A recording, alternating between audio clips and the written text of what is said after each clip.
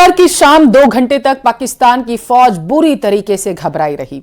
2 घंटों तक पाकिस्तान का हर मिलिट्री बेस जो था चौकन्ना रहा। जी हां, नमस्कार, मैं हूं आपके साथ पल्लवी रविंद्र सिंह और आज हम आपको दिखाने जा रहे हैं पोखरण में आईएएफ का सबसे बड़ी सर्जिकल स्ट्राइक। पाकिस्तान को डर था कि भारत एक बड़ी सर्जिकल स्ट्राइक करने वाला है और सच तो यह है कि यह सर्जिकल स्ट्राइक अंजाम भी दी गई। कैसे कमांडो ऑपरेशन को अंजाम दे रहे थे, कैसे दुश्मन के अड्डे को निस्तानाबूद किया जा रहा था, आपको एक उसका ट्रेलर दिखाते हैं।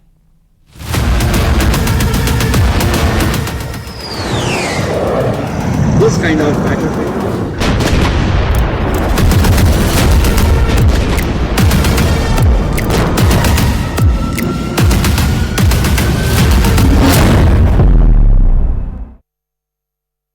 loaded with Garud commandos is now approaching the building for slithering operations. आप सबको बताते हुए हमें बेहद गर्व महसूस हो रहा है कि जिस मी-17 से हमारे गरुड़ कमांडोज आज ये ऑपरेशन को अंजाम देने जा रहे हैं, यही मी-17 हेलीकॉप्टर्स ऑपरेशन सफेद सागर में शामिल थे। इसके अलावा सियाचिन ग्लेशियर में ऑपरेशन मेघदूत में भी ये हेलीकॉप्टर लगातार कार्यवाही कर रहे हैं। 26/11 के मुंबई हमलों में ताज होटल की छत पर एनएसजी कमांडोज को स्लिदरिंग के जरिए डिप्लॉय करने में भी इनका उपयोग किया गया था।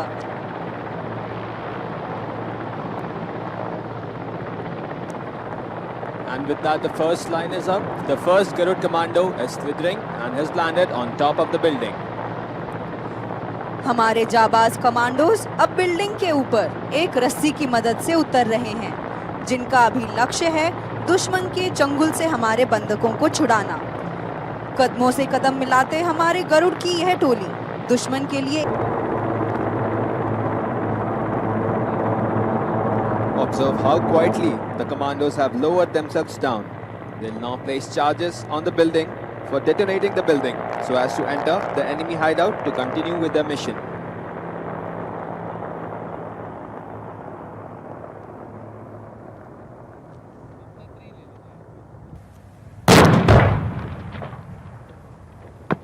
Detonating the charges, the Garud swing into the shattered windows. The terrorists roll up inside are caught by surprise. A huge round of applause for our Garud commandos. इस हमले से दुश्मन अचंभित और भयभीत हो चुका। Meanwhile, the second team of Garud commandos can be seen approaching the door in the adjacent building. You will now see the demolition expert place an explosive charge on the door.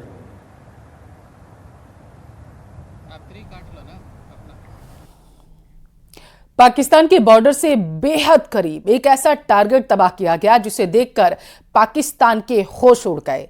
2 घंटों तक धमाकों की आवाज सुनकर पाकिस्तान बहुत बड़े खौफ में घिर चुका था, क्योंकि अगला टारगेट कौन हो सकता है, इसके बारे में सोचकर भी पाकिस्तान के साथ चीन भी बहुत ज्यादा परेशान।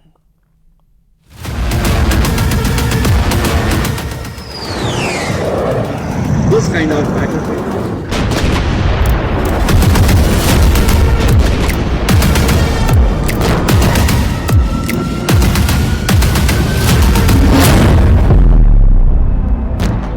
Technology.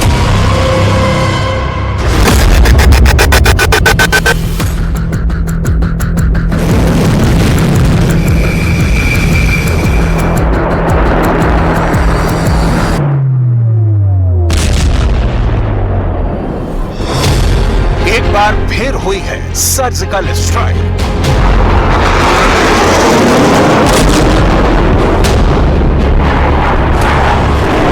इस बार बम इतना ज्यादा गिराया गया है कि दूर बैठे दुश्मन का दिल बैठ गया है।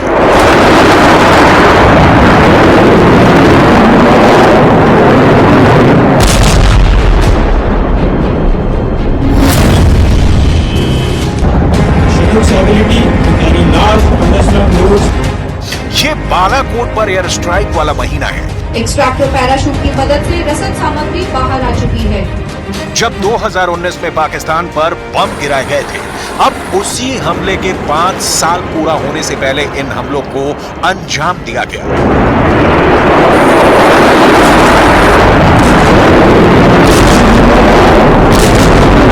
सिर्फ तस्वीरें हैं और धमाके हैं। धमाके भी ऐसे कि जहां बम फटा वहां हर टारगेट जर्रे जर्रे में तब्दील हो गया। 2 किलोमीटर के दायरे में 50 टन बम गिरा है और यह बमबारी सिर्फ 2 घंटे के अंदर हुई है।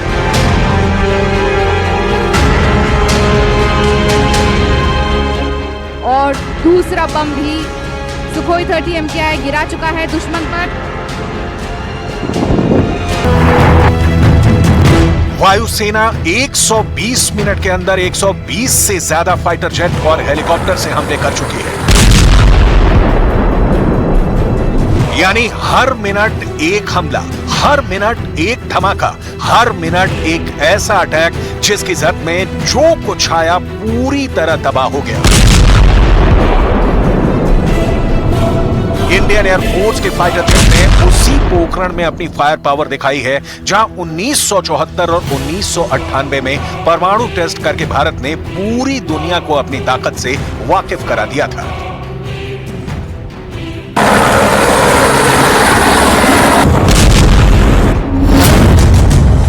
अब वायुसेना ने पोखरण में जो सर्जिकल एयर स्ट्राइक दिखाई है उसमें हुए धमाकों की गूंज पाकिस्तान में भी सुनाई दी।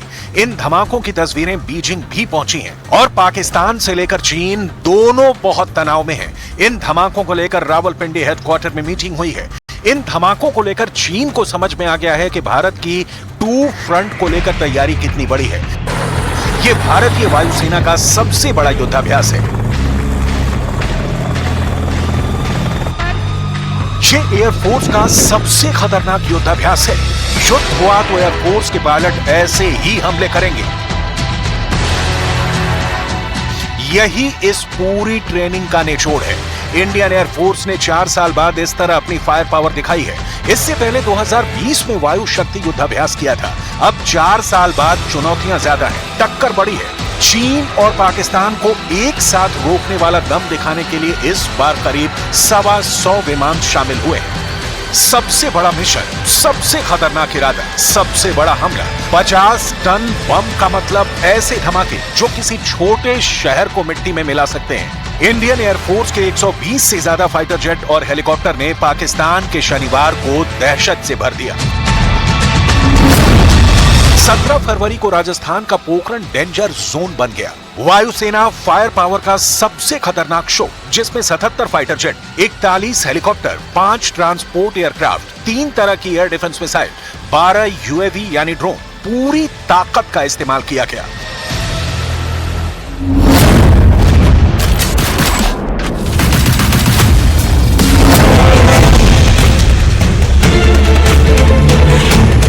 ये सब 17 फरवरी को पाकिस्तान के करीब राजस्थान के रेगिस्तान में जुटे और ऐसा तूफान लाए जिसे देखकर किसी भी दुश्मन के पसीने छूट जाएंगे।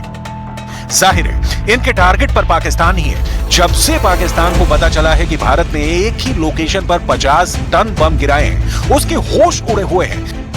जब पाकिस्तान को खास तौर से बताया गया कि उसके बॉर्डर के आसपास भारतीय वायुसेना एक्टिव है और भारत के कई एयरबेस बड़े अटैक मिशन की तैयारी कर रहे हैं, तो सबसे पहले उसे बालाकोट का ख्याल आया, क्योंकि बालाकोट एयर स्ट्राइक भी फरवरी के महीने में ही हुई थी। सबसे खास बात यह है कि पोखरण रेंज में इस बार 50 टन बम सिर्फ 2 किलोमीटर के दायरे में गिराए गए। ये 50 टन बम 2 घंटे के अंदर गिराए गए। ये 50 टन बम गिराने के लिए 100 से ज्यादा विमान इस्तेमाल किए गए। यानी साफ है कि एक बड़ी सर्जिकल स्ट्राइक की प्रैक्टिस है, जो एक बड़ी एयर स्ट्राइक की शक्ल में एयरफोर्स ने दिखा दी है।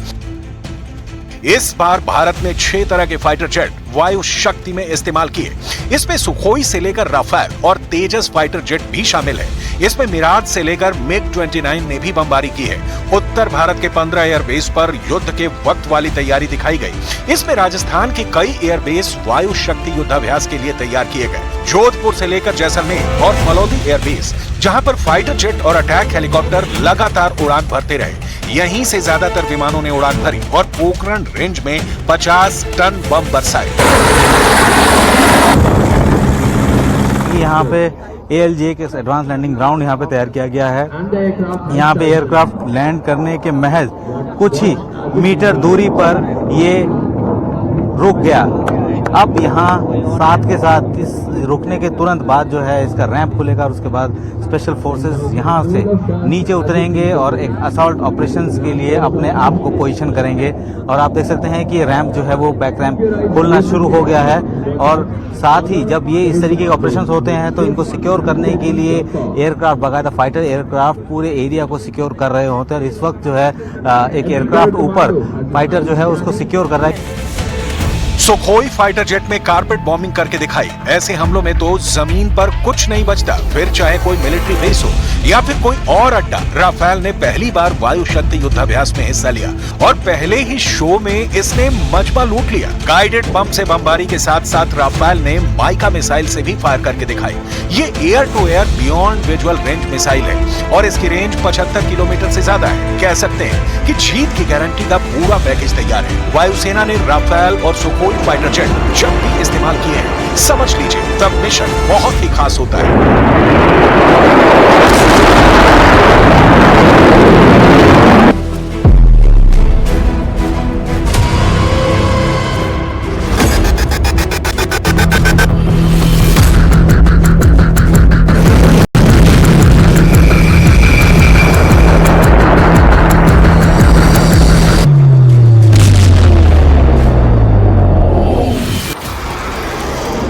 राफेल और सुखोई 30 MKI का मिलकर काम करना किसी भी दुश्मन वायुसेना के लिए हारने की पूरी गारंटी मानी जाती है। चीन और पाकिस्तान को राफेल और सुखोई वाले इक्वेशन से बहुत डर लगता है। दोनों की एयरफोर्स इस जोड़ी के खिलाफ कभी नहीं लड़ना चाहेगी। दोनों जहाज ऐसे रेडार और सेंसर से लैस हैं जिनका इस्तेमाल अगर साथ में किया गया तो चीन के फाइटर जेट पूरी तरह से एक्सपोज हो जाएंगे। सुखोई और राफेल साथ आ जाए तो दुश्मन लड़ने की बजाय भागने का ऑप्शन तलाशेगा। इसकी गारंटी पूरी है। राफेल अगर 500 किलोमीटर दूरी वाली क्रूज मिसाइल लेकर उड़ता है तो सुखोई के पास सुपरसोनिक क्रूज मिसाइल वाली पावर है, क्योंकि अब तो सुखोई भी ब्रह्मोस क्रूज मिसाइल को लॉन्च करने के लिए अपग्रेड किए गए हैं। इसका मतलब यह है कि सुखोई दुश्मन के ठिकाने से 450 किलोमीटर दूर रहकर हमला कर सकता है। रूस और भारत ने जिस ब्रह्मोस को मिलकर तैयार किया है, ये ऐसी मिसाइल है जिससे पाकिस्तान और चीन बहुत ज्यादा घबराते हैं। सुपरसोनिक रफ्तार से चलने वाली ये मिसाइल जब फायर की जाती है तो ये कब टारगेट पर पलक झपकते पहुंच जाएगी, इसका अंदाजा चीन को भी है और पाकिस्तान को भी। ये ताकत दिखाती है कि एयरफोर्स के स्क्वाड्रन भले ही कम हो, लेकिन उसकी स्ट्राइक पावर का लेवल दुश्मन के खिलाफ दोगुना बना हुआ है। राफेल और सुखोई के एक साथ आने से भारत की हवाई ताकत कई गुना बढ़ गई है।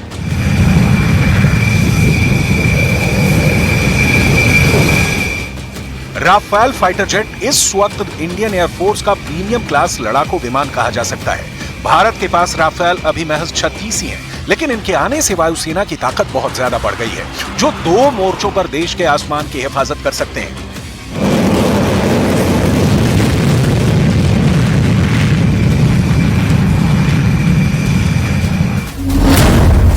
अभी भारत के पास राफेल की पूरी 2 स्क्वाड्रन है, यानी 18 जहाज की 2 फ्लीट। एक स्क्वाड्रन हरियाणा के अंबाला में तैनात है, जबकि दूसरी स्क्वाड्रन 1500 किलोमीटर दूर पश्चिम बंगाल के हासीमारा एयरबेस पर डिप्लॉय की गई है। इन दोनों एयरबेस पर राफेल के तैनात होने के मायने हैं कि चीन और पाकिस्तान के खिलाफ 2 बड़े मोर्चों पर दुश्मन के विमानों की घुसपैठ अगर हुई तो वो वापस बचकर नहीं जा पाएंगे। इन दोनों मोर्चों पर राफेल का इस्तेमाल चीन की एयरफोर्स के खिलाफ किया जा सकता है। फ्रांस से लिया गया यह जहाज बहुत स्पेशल है। अंबाला और हासीमारा में राफेल का होना उत्तर भारत के आसमान को सुरक्षित बना देता है। यह तिब्बत के दोनों मोर्चों यानी लद्दाख और पूर्वोत्तर की तरफ से आने वाले चाइनीज खतरों का मुकाबला कर सकता है। इस वक्त दुनिया में कई एयरफोर्स की पसंद बन चुका है राफेल लड़ाकू विमान। चीन और पाकिस्तान के किसी भी जहाज से बेहतर फाइटर जेट माना जाता है। इस युद्धाभ्यास पर पाकिस्तान ने पूरी नजर रखी। वायु शक्ति में दिखाई गई एयर पावर ने दुश्मन के होश उड़ा दिए हैं। इसकी बड़ी वजह राफेल और सुखोई फाइटर जेट ही नहीं बल्कि तेजस भी है।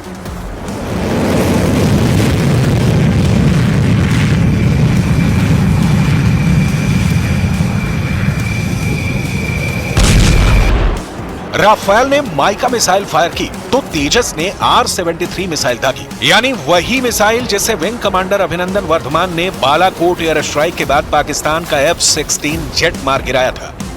फायर कर रही आवाज जो है वो साफ दिखाई दे रहा है। सामने वाला जो हेलीकॉप्टर है उसके मशीन गन से जो है ये फायरिंग की जा रही है।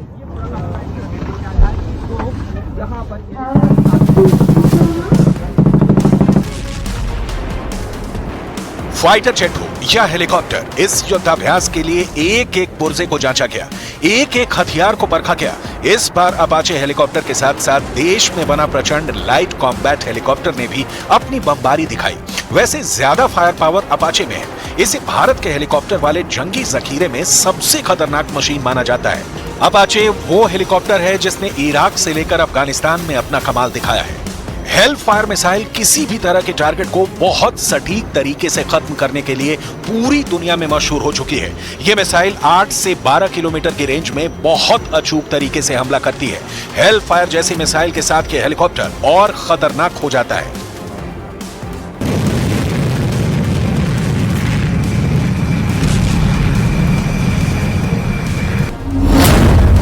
अपाचे हेलीकॉप्टर की रेंज 550 किलोमीटर है। Apache 16 anti tank hello fire missile fire करता है। अपाचे में लगी गन में 1200 गोलियां एक बार में भरी जा सकती हैं। इसमें लगे 70 मिलीमीटर के रॉकेट बहुत खतरनाक है। यहाँ जो लोड है उसको ड्रॉप किया जाएगा। अब इसका पीछे रैंप जो है वो खुल चुका है और अब ये लोड ड्रॉप करना शुरू कर चुका है। इस तरीके से उन सब इलाकों में लोड ड्रॉप किया जाता है जहां आसानी से जाना थोड़ा मुश्किल होता है। तो ये आसानी से पैराशूट के जरिए वो लोड जो कि C-17 ग्लोबमास्टर ने किस तरीके से रसद उन सैनिकों तक पहुंचाई जो कि इस वक्त जंग के मैदान में लड़ रहे हैं। जमीन के रास्ते जाना जहां मुश्किल है वहां पे इस तरीके के पैराड्रॉप किया जाता है।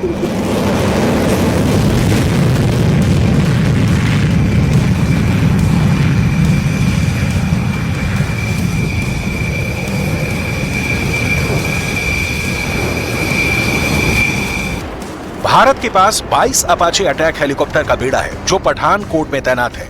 ऐसा एक हेलीकॉप्टर पूरी बटालियन पर भारी पड़ सकता है। अकेला यह हेलीकॉप्टर पूरी टैंक रेजिमेंट को रोक सकता है और उनमें अफरा तफरी मचा सकता है। देखा जाए तो टैंक के खिलाफ युद्ध में अपाचे का कोई मुकाबला नहीं। दुश्मन के किलेबंदी को भेद कर सटीक हमला करने में अपाचे सबसे आगे माना जाता है। फिलहाल 17 फरवरी को भारत ने राजस्थान के बॉर्डर पर जो फायर पावर दिखाई है उसके बाद पाकिस्तान के लिए कर्फ्यू वाले हालात बन गए हैं। राजस्थान बॉर्डर के आसपास पाकिस्तान के जो भी एयरबेस हैं, सब जगह अभी तक अलर्ट जारी है। वायु शक्ति 2024 में दिखाई गई फायर पावर इस वक्त पाकिस्तान के हर एयरबेस पर सबसे बड़ी फिक्र की वजह बन चुकी है।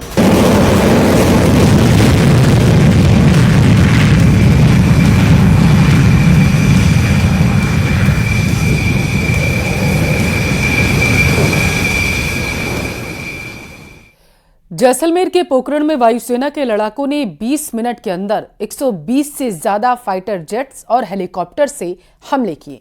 यानी हर मिनट एक हमला, हर मिनट एक धमाका, हर मिनट एक ऐसा अटैक जिसकी जद में जो आया पूरी तरीके से तबाह। भारत की सामरिक महत्व को यहाँ चरितार्थ होते हुए देख रहे हैं और निश्चित तौर पर एक से बढ़कर एक जो ये धमाके यहाँ सुनने को मिल रहे हैं जिससे पूरी पोखरण की जो धरती है दहदला उठी है। और निश्चित तौर पर जिस तरीके का ये जो माहौल यहाँ नजर आ रहा है उसमें भारत की सामरिक शक्ति का, सामरिक ठिकानों पर जो हमारे जो सैनिक मौजूद हैं और वायु सेना की जो शक्ति है वो कहीं ना कहीं देखने को मिलती है।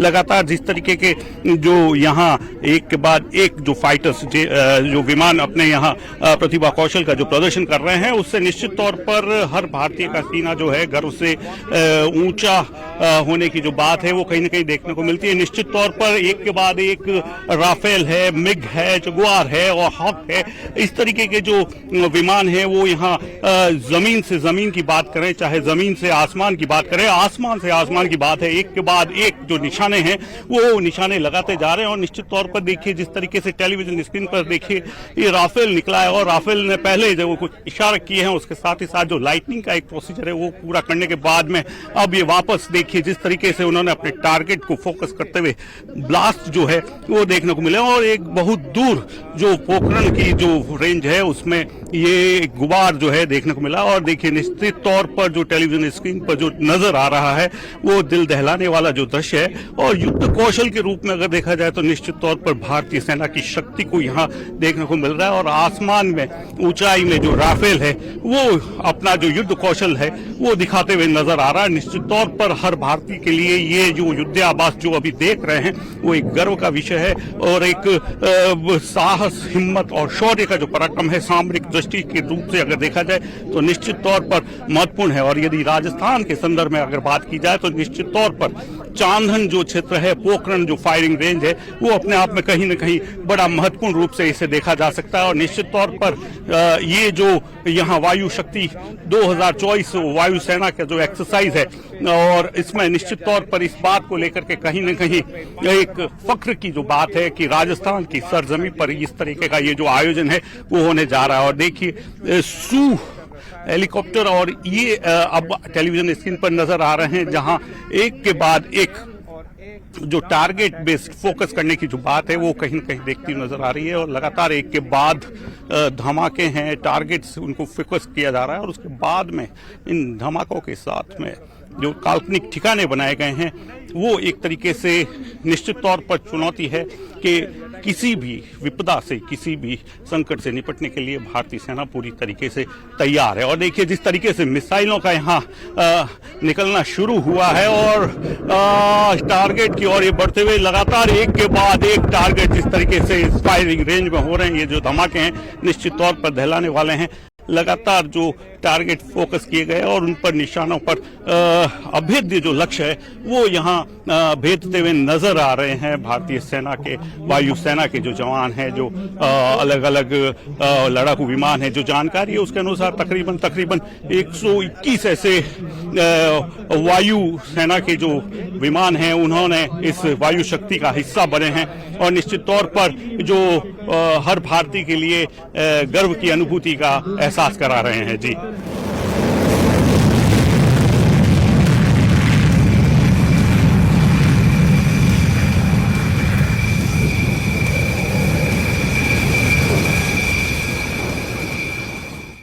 और यहाँ रुकेंगे एक छोटे से ब्रेक के लिए।